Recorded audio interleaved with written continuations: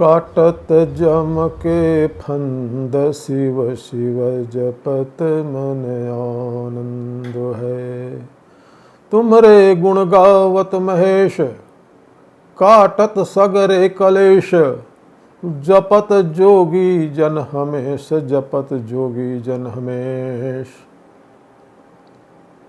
हमारी सभ्यता संस्कृति में विचार करने की परंपरा है। हमें बताया गया है विचारान मोक्षो भवति। यह विचार सद्विचार हो तो संसार के बंधनों से छुड़ाकर प्रभु के पाद पद्मों से जोड़ने वाला है।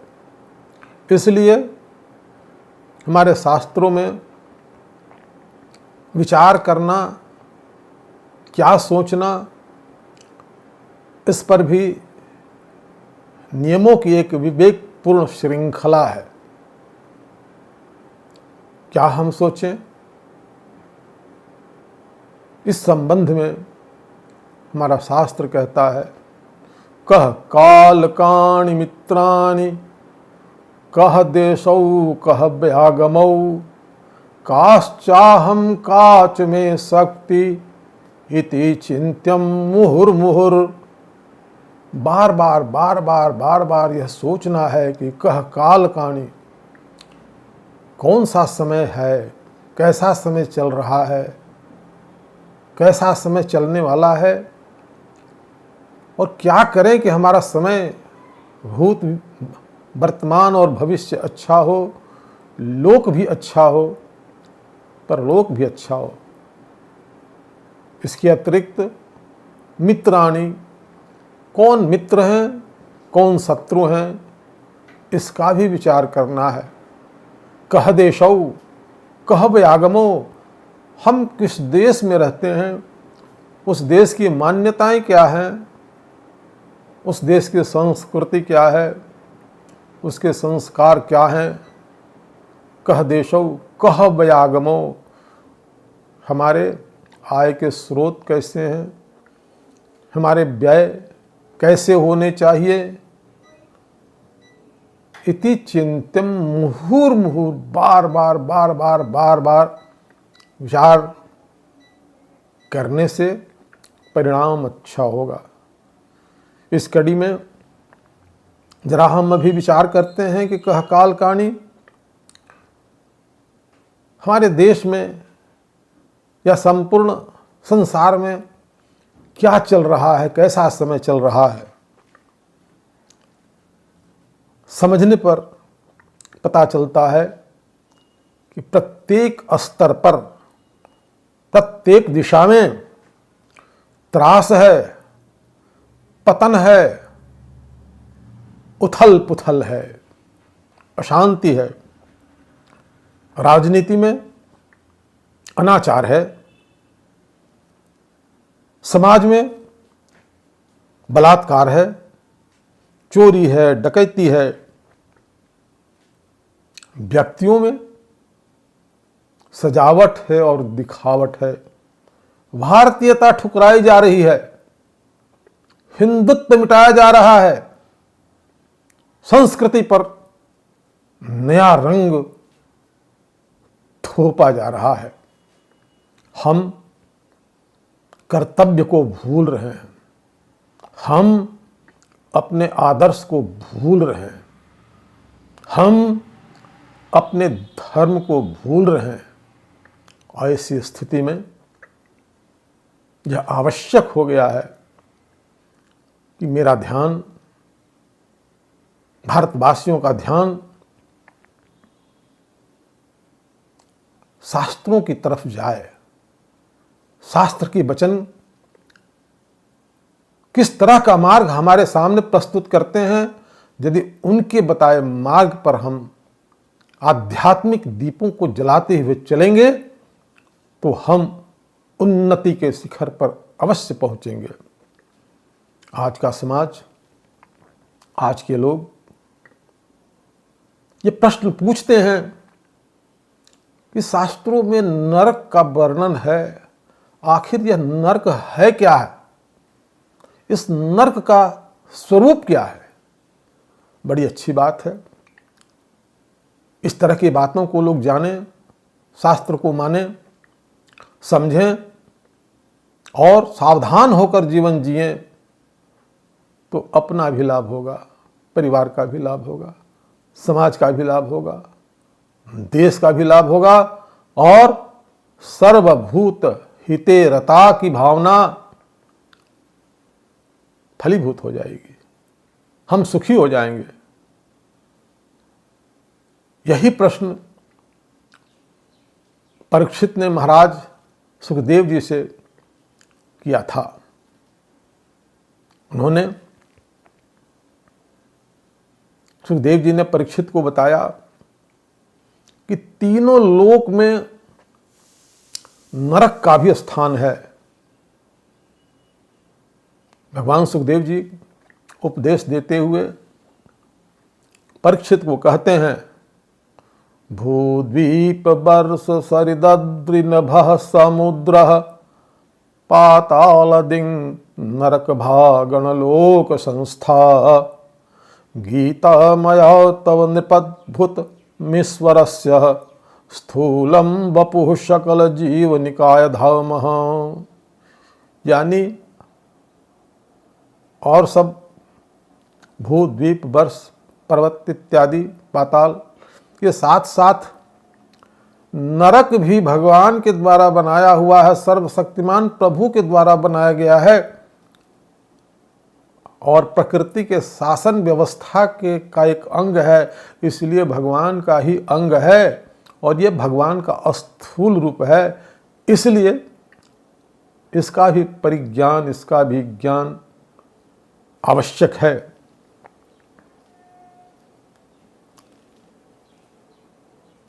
सुखदेव जी श्रीमद् भागवत के पंचम स्कंद के 26वें अध्याय में इस पर नरक विषयक प्रश्न पर पूरा प्रकाश डाला है और नरकानल से बचकर प्रभु के पाद पद्मों में संलग्न होने के लिए उन्होंने उपाय भी बताया है।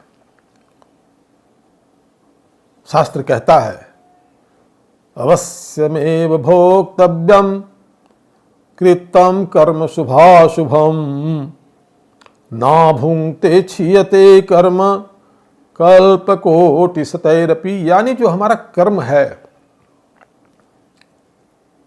जो भी हम कर्म करते हैं उससे जो संस्कार बनता है वह अवश्य भोगना पड़ेगा, उससे बच नहीं सकते। यदि सत्कर्म करते हैं तो उसका पुण्य फल भी अवश्य प्राप्त होगा। यदि हम निषिद्ध कर्म करते हैं, जो नहीं करना चाहिए, शास्त्रों में जिसका निषेध है, उसका भी बुरा फल अवश्य मिलता है। उससे बचना मुश्किल है, लेकिन निषिद्ध कर्मों के प्रति हमारा मन आकर्षित न हो, इसके भी उपाय बताए गए हैं। यदि नैसर्गिक रूप से कुछ भूल हो जाती है, कुछ पाप हो जाते हैं, उसके भी उपाय बताए गए हैं। कर चरण कृतम वाकजम कर्मजम व श्रवण नैनजम व मानसम व अपराधम विहितम अभिहितम सर्व में तत्समस्व। जय जय करुणाब्ध श्री महादेव शंभो। पैर से, हाथ से, नयन से, वचन से कुछ न कुछ बिना चाहे अपराध हुआ करते हैं, इसीलिए उन अपराधों की क्षमा के लिए नित्य प्रति भगवान की शरणों में जाना पड़ता है, उनसे क्षमा मांगनी पड़ती है और अपने में संशोधन लाना पड़ता है। ये जो हमारा शरीर है, जीवों का शरीर है, यह स्थूल शरीर है। स्थूल शरीर में एक सूक्ष्म शरीर है। सूक्ष्म शरीर में मन है, जो कर्म संस्कारों का पुंज है और उस सूक्ष्म शरीर के साथ 5 इंद्रियां कर्मों के भोग को भोगने के लिए जुड़ी हुई हैं। उसमें श्रवण है, त्वचा है, नेत्र है, नासिका है, रसना जिह्वा है। यह सूक्ष्म शरीर जिसको लिंग शरीर कहते हैं, मरने के बाद कहानी खत्म नहीं होती। ये लिंग शरीर जो है वो अजर है, अमर है।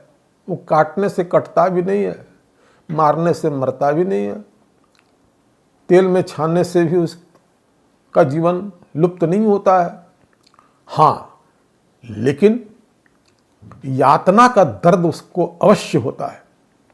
भौतिक शरीर वालों को जिस तरह से यातना पीड़ित करती है, उसी तरह से इस सूक्ष्म शरीर को, इस लिंग शरीर को यातना का दुख या पुण्य फल में स्वर्ग का सुख प्राप्त होता है। इसी सूक्ष्म शरीर, इसी लिंग शरीर का एक लोक से दूसरे लोक में आना जाना होता है। यह लिंग शरीर आत्मा से भिन्न है। जब आत्मा इस लिंग शरीर को अपना शरीर मान लेता है, तब आत्मा को आना जाना इसका भ्रम होता है। यानी पाप पुण्य का फल इस सूक्ष्म शरीर और इस लिंग शरीर को भोगना पड़ता है। यदि आपने निषिद्ध कर्म किया है तो निषिद्ध कर्म के पाप के फलों को भोगने के लिए नरक की यात्रा करनी पड़ती है, जहाँ पितृराज भगवान जम, जो सूर्य के पुत्र हैं, अपने सेवकों के सहित रहते हैं तथा भगवान की आज्ञा का उल्लंघन नहीं करते हुए वहाँ ले गए भूत प्राणियों के सूक्ष्म शरीर के साथ जैसी उसकी करनी वैसी उसकी भरनी के हिसाब से उसको भोग मिलता है। भगवान सुखदेव जी ने परीक्षित को नरकों का नाम रूप लक्षण बताया। ये पंचम स्कंद के 26वें अध्याय के 7वें श्लोक में राजन नाम रूप लक्षण तो अनुक्रमिष्याम। इन नरकों के नाम हजारों प्रकार के नरक हैं, लेकिन भगवान सुखदेव जी ने परीक्षित को 28 प्रकार के नरकों से परिचित कराया। इन नरकों के नाम, सबसे पहले हम नरकों के नाम का जिक्र करते हैं, उसके बाद क्रमशः उन नरकों में क्या क्या होता है, कैसे लोग जाते हैं, क्या व्यवहार होता है, हम उसकी चर्चा करेंगे। इन 28 नरकों में पहला तमिस्त्र, दूसरा अंध तमिस्त्र, रौरव, महारौरव, कुंभीपाक, कालसूत्र, असीपत्रवन, सूकरमुख, अंधकूप, कृमि भोजन, संदस, तप्तसूर्मी, वज्रकंटक सालमली, वैतरणी, पुयाद, प्राणरोध, विशसन, लालाभक्ष, सारमेयादन, अबिची, अयहपान, क्षारकर्दम, रक्षोगण भोजन, शूल प्रेत, दंदशूक, अवट निरोधन, पर्यावर्तन, सूची मुख। ये नरक तरह तरह की यातनाओं को भोगने के स्थान हैं। भिन्न भिन्न लोगों को भिन्न भिन्न प्रकार का दंड दिया जाता है जो निषिद्ध कर्म करते हैं, और भिन्न भिन्न प्रकार के नरकों में उनको यातना भोगनी पड़ती है।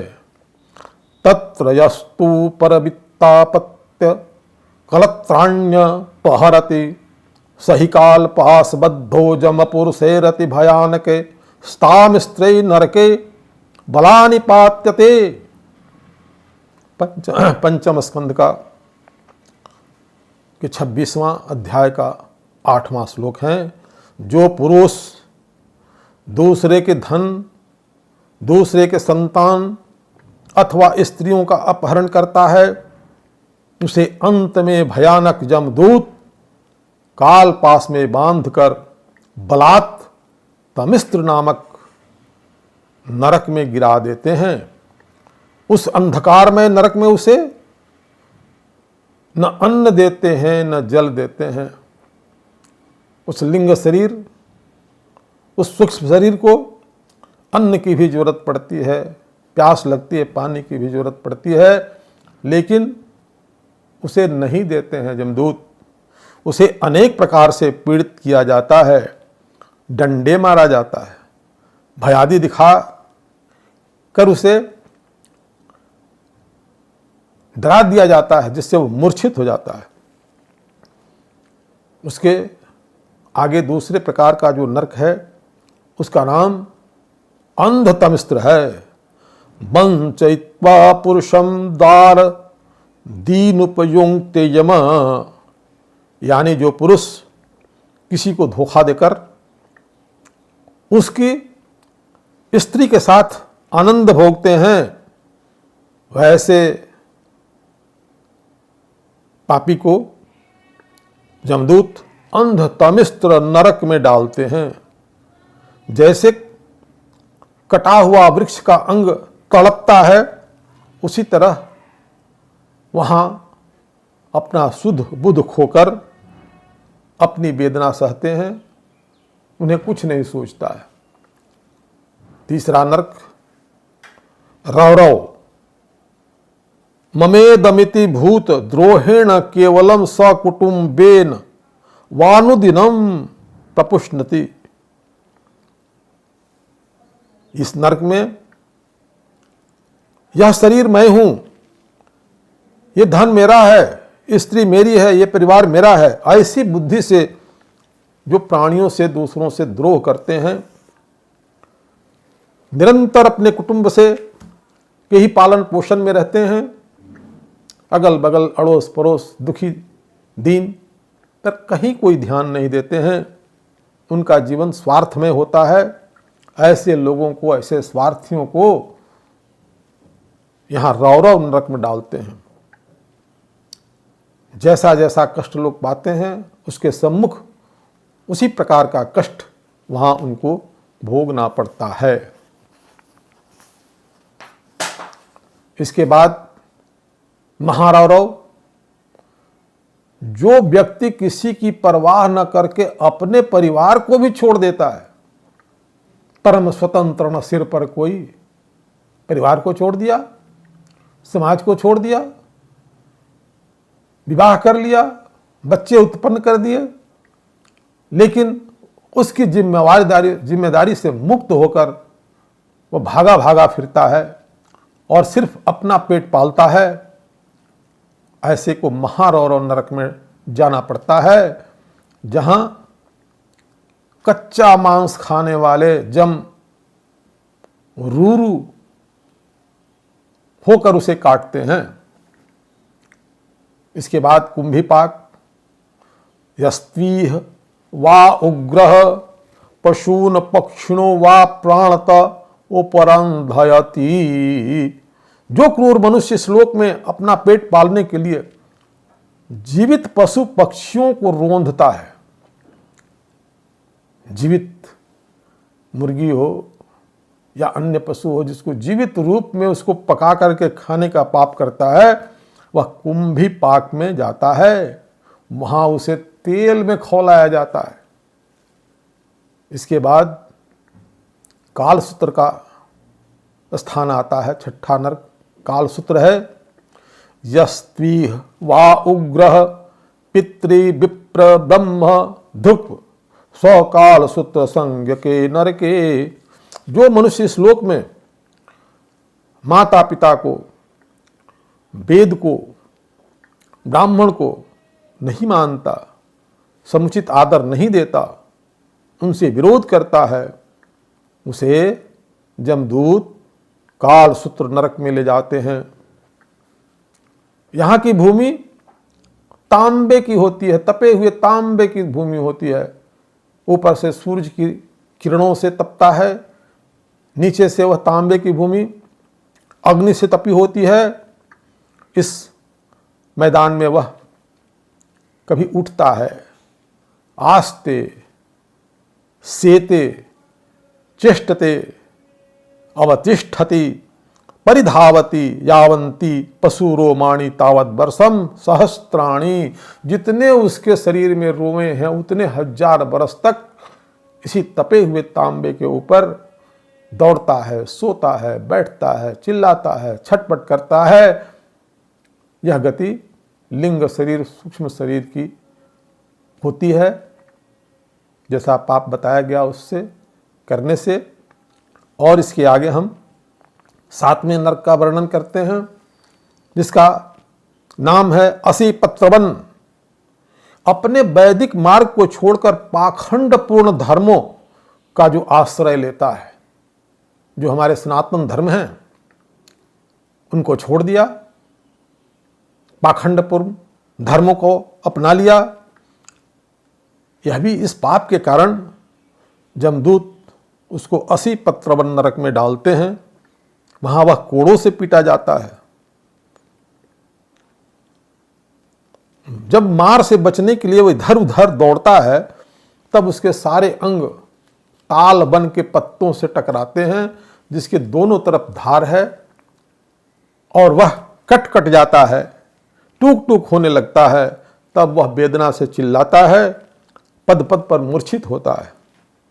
8वां सूकरमुख। सूकरमुख नरक में राज कर्मचारियों के लिए, राज कर्मचारी बन गए, अधिकार मिला, लेकिन अपने अधिकारों का दुरुपयोग किया। निरपराध लोगों को दंड दिया, उनको दूसरे के हक को खा लिया। ऐसे लोगों को कोल्हू में पेरा जाता है। 9वां अंधकूप है। सांप बिच्छू को मारने वाले को अंधकूप में डाला जाता है। यहां वही जीव जिसको वह मारता है, वही जीव उसको काटते हैं।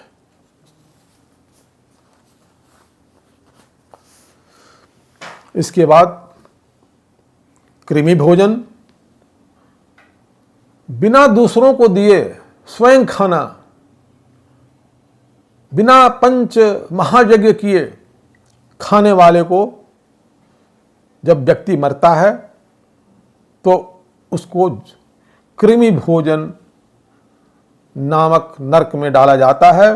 वहां कीड़ों के कुंड में रहना पड़ता है, उसको कीड़ा बनकर रहना पड़ता है, क्योंकि हमारी संस्कृति का यह धर्म है, भूख लगे तो खाना, भूख लगे तो खाना प्रकृति है, बिना भूख के खाना विकृति है, और बांट कर खाना संस्कृति है।